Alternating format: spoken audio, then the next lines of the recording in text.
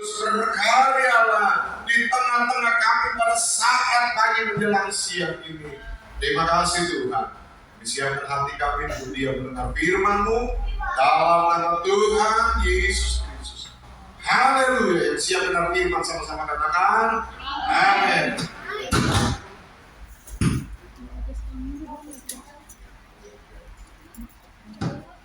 Selamat pagi semuanya. Shalom. Haleluya. Haleluya. Terima kasih buat Bapak Ibu Kepala ya.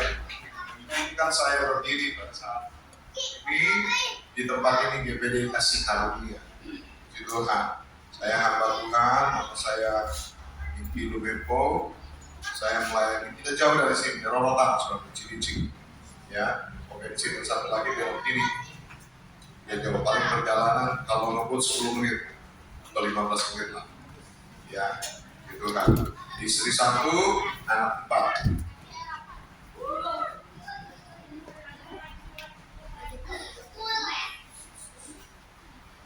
Mari kita lihat kebenaran firman Tuhan pada saat ini.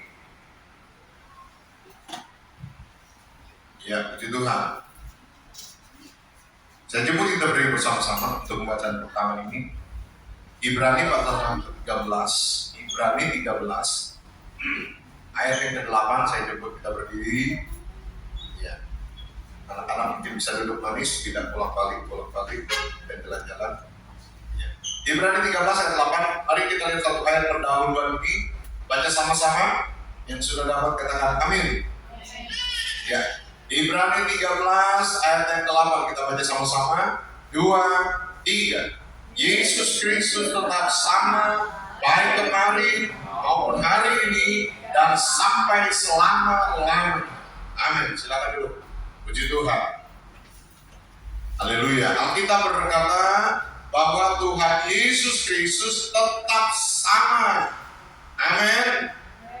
Dia tetap sama. Hari ini setiap gereja, setiap jemaat di mana-mana tempat, termasuk GPD Kasih Karunia Marunda, memperingati hari kebangkitan Tuhan Yesus. Haleluya. Matius 28, Alkitab berkata begini, coba perhatikan Injil Matius 28 ayatnya yang ke-6. Injil Matius 28 ayat 6 dikatakan, ia tidak ada di sini sebab ia telah bangkit, sama seperti yang telah dikatakan. Mari lihatlah tempat ia berbangkit. Injil Matius 28 ayat 6 Alkitab mencatat ini perkataan malaikat Tuhan. Ya, kubur tempat Yesus yang dikubur. Kalau hari ini di sana di depan kubur ada bacaan ini, is not here, is risen. Dia sudah bangkit. Karena kasih karunia Tuhan saya sudah 4 kali ke Israel. Jadi saya tahu persis kubur itu ada di mana. Alkitab katakan malaikat Tuhan berkata, Matius 28 ayat yang ke-6, firman Tuhan katakan dia tidak ada di sini. Kenapa? Sebab dia telah bangkit. Saudara, kita mesti bangga punya Tuhan yang hidup. Kita mesti bangga punya Tuhan yang sudah bangkit dari kematian. Kalau ada satu buku itu ditulis 100 tokoh dunia yang pernah hidup. 100 tokoh dunia. Mas sayangnya bukan kita yang masuk di urut 1, nomor urut 3 terkantuk penulisnya siapa. Ya. Kalau dari mungkin penulisnya dari saudara satu kita, makanya nabi mereka ditaruh nomor 1. Tuhan kita ditaruh nomor 3. Dari 100 tokoh ini semuanya mati. Cuma yang nomor 3, cuma Tuhan Yesus yang bangkit. Semuanya mati. Enggak ada tokoh dalam dunia ini ya semua presiden Amerika, semua presiden Indonesia yang sudah mati, sudah meninggal, ya, tokoh-tokoh hebat dalam dunia semuanya mati. Tapi yang hebatnya, semua nabi mati. Ya, hanya Nabi Isa, Tuhan Yesus Kristus, dia nggak sekedar seorang nabi, dia benar-benar Tuhan yang hidup. Ini satu kebanggaan saudara dan saya. Kenapa kita punya Tuhan yang hidup? Ya sebab dia hidup, ada hari esok. Amin. Ini kebanggaan tersendiri buat saudara dan saya. Kita punya Tuhan yang betul kita katakan. Kita peringati kemarin hari Jumat, Yesus mati. Haleluya. Tapi hari ini semua jemaat, semua gereja memperingati kebangkitan Tuhan Yesus. Rasul Paulus dia pernah berkata, kalau Kristus Tuhan yang kita sembah tidak dibangkitkan, sia-sia menjadi iman. Sia-sia kepercayaan saudara dan saya. Itu sebabnya kita imani karena Kristus sudah bangkit, tidak sia-sia. Kehadiran kita, saudara di tempat ini, ya, untuk datang beribadah kepada Tuhan tidak pernah sia-sia. Iman kita, kesetiaan saudara, kepercayaan saudara tidak pernah sia-sia. Pembacaan kita pertama Ibrani 13:8 katakan Yesus Kristus tidak pernah berubah. Dahulu, kemarin, hari ini, bahkan sampai selama-lamanya. Saudara, Injil Matius tadi katakan itu ketika Yesus sudah bangkit, kubur menjadi kosong yang tadinya termeterai, ada batu yang besar menutup goa atau lubang kubur Yesus itu ditutup dengan batu yang besar. Nggak bisa manusia menggulingkan, nggak bisa berapa orang pun menggeser batu itu, termeterai. Bisa jadi batu itu disemen. Tapi yang hebatnya, kita katakan malaikat Tuhan turun dari sana, menggulingkan batu itu. Dan saya percaya Yesus tidak ditemukan lagi dalam batu itu. Dia sudah hidup, dia sudah bangkit. Haleluya. Puji Tuhan.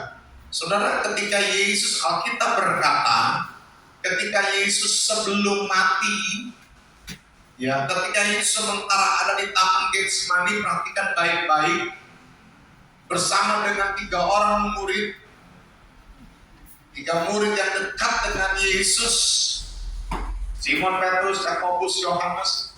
Alkitab katakan Yesus berdoa di Taman Getsemani dengan sungguh-sungguh. Alkitab katakan 3 kali dia berdoa, kemudian ada pasukan tentara Romawi datang, ya, ingin menangkap Yesus. Dan Alkitab katakan ada seorang hamba imam besar namanya Malkus. Simon Petrus, Alkitab katakan dia ambil pedangnya, kemudian dia potong telinga Malkus, hamba imam besar, catatan Alkitab. Perhatikan baik-baik. Ketika telinga hamba imam besar ini putus, apa yang Yesus lakukan? Yesus ambil telinganya yang putus, ditempel lagi. Ini pekerjaan siapa? Pekerjaan Tuhan. Tidak bisa manusia tempel telinga yang hidup, tempel ke Malkus hamba tersebut dengan lem atau apapun itu, nggak bisa. Ini kuasa Tuhan. Alkitab mencatat Yesus Kristus tidak pernah berubah. Sebelum dia mati di atas kayu salib, Alkitab katakan dia sudah menyatakan bahwa dia Tuhan. Salah satunya apa? Telinga Malkus yang putus, dia ambil, dia sambung lagi. Ini karena Yesus tidak berubah. Dan Alkitab katakan ketika tergantung di atas kayu salib. Firman Tuhan katakan dia sejak jam 9 pagi, dia tergantung 6 jam lamanya sampai jam 3 petang. Dan firman Tuhan Alkitab mencatat, perhatikan baik-baik, jam 12 kegelapan menutupi bumi. Jam 12. Enggak cuma itu, firman Tuhan katakan terjadi apa? Gempa bumi. Enggak cuma itu, terjadi apa? Bukit-bukit batu terbelah, Alkitab yang katakan. Tidak hanya sampai di situ, kubur-kubur terbongkar, orang-orang yang percaya dibangkitkan, itu Alkitab katakan. Ini tanda bahwa Yesus Kristus tidak berubah. Sebelum dia disalib, ketika dia tergantung di atas kayu salib, Alkitab katakan Yesus dia hidup, tidak berubah. Buktinya apa? Kegelapan menutupi bumi. Tidak ada satupun manusia, dukun sekalipun, bisa melakukan hal-hal yang hebat. Kegelapan menutupi bumi, satu bumi sudah. Ya. Terjadi gempa bumi. Gak ada rekayasa dukun bikin gempa bumi, gak ada. Apalagi kubur-kubur terbuka, terbongkar, bukit-bukit batu terbelah ketika Yesus di atas kayu salib. Dan firman Tuhan katakan Injil Matius pasal yang ke-28, berita tentang kebangkitan Yesus sesudah Yesus mati. Alkitab katakan hari ketiga, pagi-pagi benar, sebelum fajar menyingsing, para wanita, Maria Magdalena, Maria ibu Yakobus, Salome, dalam Injil lain katakan mereka datang membawa rempah-rempah kubur Yesus. Mereka datang pagi-pagi benar, dan mereka melihat bahwa kubur itu kosong. Haleluya, haleluya, haleluya. Kenapa? Yesus sudah. Nah, ini berita yang hebat, ini berita yang luar biasa. Tuhan Yesus sudah bangkit. Haleluya. Kita terlalu percaya kalau Tuhan menyatakan kuasanya sebelum kematiannya. Ya, dia sambung telinga Malkus, hamba Imakus. Pada waktu Yesus tergantung mati di atas kayu salib, kegelapan menutupi bumi, gempa bumi dan hal yang spektakuler lain terjadi. Bahkan ketika Yesus bangkit, kubur batu gua tersebut tergolek, saudaraku, tidak ada di tempatnya. Dan mereka lihat, wanita lihat, benar, kubur ini kosong, hanya ada kain kafan. Tidak ada lagi pribadi, Yesus sudah bangkit. Puji Tuhan. Dan kita aminkan Ibrani 13 ayat 8. Yesus Kristus tidak berubah. Amin. Dia tidak berubah. Haleluya. Dulu, kemarin, saudara dan saya berapa banyak hati Tuhan sudah tolong, bukan? Ada terlalu banyak kebaikan Tuhan. Ada terlalu banyak pembelaan Tuhan. Ada terlalu banyak pertolongan Tuhan yang Tuhan kerjakan setiap hari. Sampai hari ini kita iman. Bahkan besok, lusa dan seterusnya. Percayalah, firman Tuhan katakan Yesus Kristus tidak berubah. Para pemimpin dunia termasuk Presiden kita Jokowi boleh berkata 2023 katanya tahun gelap. Tetapi sebelum para pemimpin dunia termasuk Presiden kita berkata tahun gelap, Yesaya 60 sudah mencatat. Ayat 1 ayat 2, kegelapan menutupi bumi, kekelaman menutupi bangsa-bangsa. Ayat 2 katakan, terang Tuhan apa? Terbit atasmu. Haleluya. Amin. Kita percaya. Gak apa-apa. Kegelapan menutupi bumi, percayalah. Selama saudara saya punya Tuhan, masih ada terang. Yesus terang dunia. Jangan lepaskan Tuhan, pegang Tuhan. Minta tuntunan Tuhan. Minta Yesus pimpin langkah-langkah saudara dan saya. Minta Tuhan Yesus pimpin anak-anak kita ke depan. Minta pembelaan Tuhan, minta pertolongan Tuhan setiap hari. Saudara saya beribadah pagi ini bukti kita mau pegang Tuhan. Terang. Kita mau ikut apa kata firman. Karena firman Tuhan ini adalah terang. Pada mulanya adalah firman. Pada mulanya dari 1 ayat 14. Firman itu bersama-sama dengan firman itu adalah Allah sendiri. Jadi kita imani firman Tuhan yang kita pegang ini Tuhan sendiri. Ya, itu sebabnya mari jangan malas-malas baca. Nah, pagi-pagi baca pasal 2 pasal. Setiap hari saya percaya firman ini akan menerangi langkah-langkah kita. Ya, Mazmur 119, firman-Mu pelita bagi kakiku, terang bagi jalanku. Selama saya membaca, apalagi merenungkan, melakukan firman Tuhan menjadi terang, menuntun langkah, menuntun perjalanan kita, menuntun keluarga kita, akan menerangi langkah-langkah kita ke depan, menerangi keluarga kita masing-masing. Haleluya.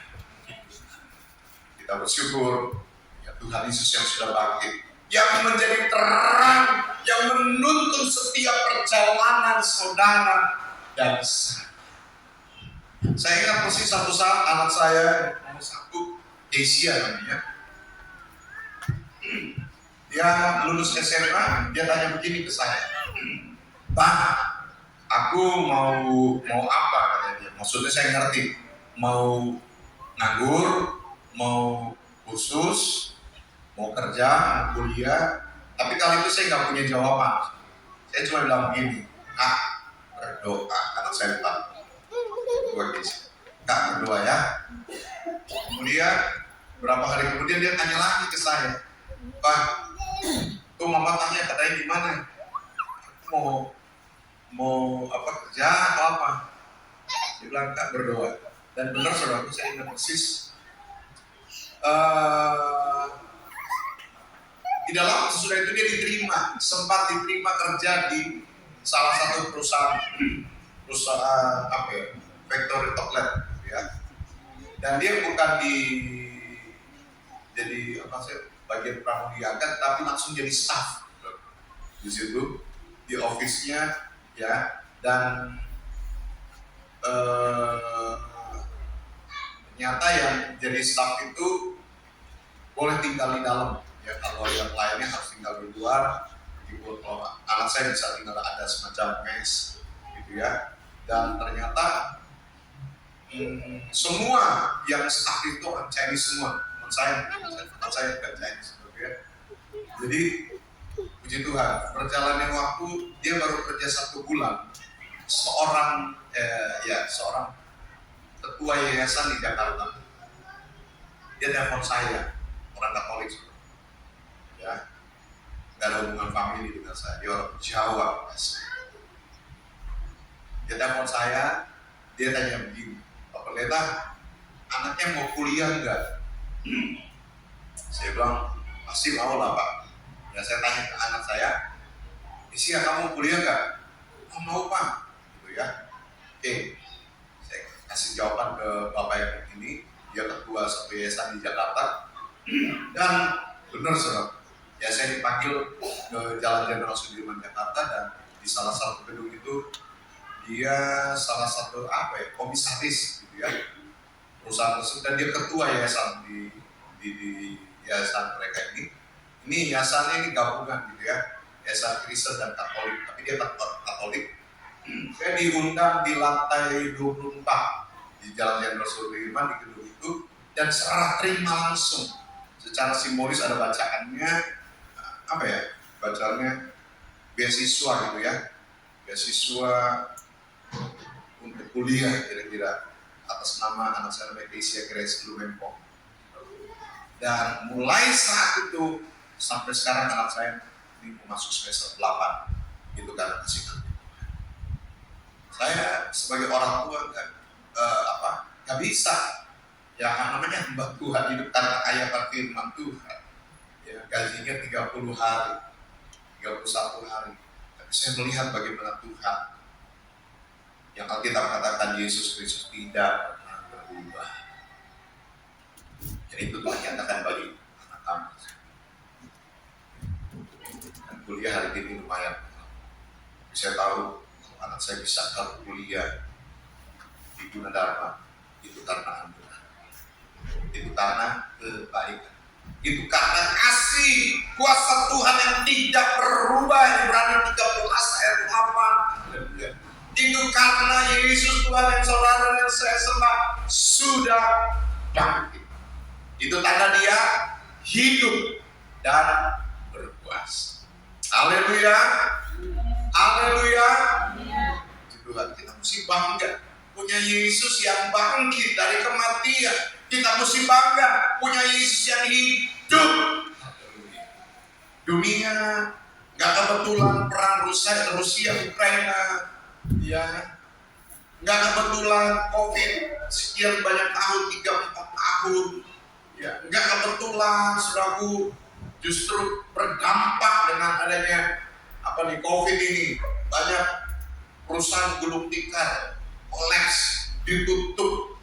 Saya dapat berita bulan Maret, April, 2 bulan ini paling tidak ada kurang lebih 8 bank besar di Amerika itu ditutup, kolaps. Itu negara gede loh, negara adidaya, negara hebat, bank-bank besarnya, saya ada catatan, itu ditutup, kolaps. Saudara perhatikan apa yang kita katakan di Yesaya 60 ayat 2, 8 menutup ibu. Itu pasti terjadi. Timotius katakan akan datang masa yang sulit. Akan datang masa yang sulit. Tapi percayalah, selama saudara saya berjalan dalam terang firman, selama saudara saya percaya pada Yesus yang sudah bangkit, kepada Yesus Tuhan yang hidup, Tuhan tidak akan pernah tinggalkan saudara dan saya. Ada saja pembelaan Tuhan, ada saja pertolongan Tuhan, ada saja penyertaan Tuhan yang Tuhan akan nyatakan dalam kehidupan saudara dan saya. Yang penting apa? Mari belajar dekat dengan setiap hari.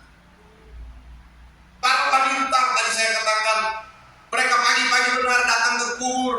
Kenapa? Karena mereka mau dekat dengan Yesus. Yang tadinya mereka pikir Yesusnya mati. Betul, mati di atas kayu salib. Tapi karena mereka mau dekat dengan Tuhan, apa yang terjadi?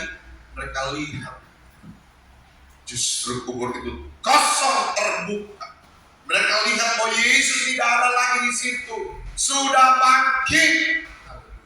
Percayalah, kedekatan saudara dan saya itu menghasilkan mukjizat.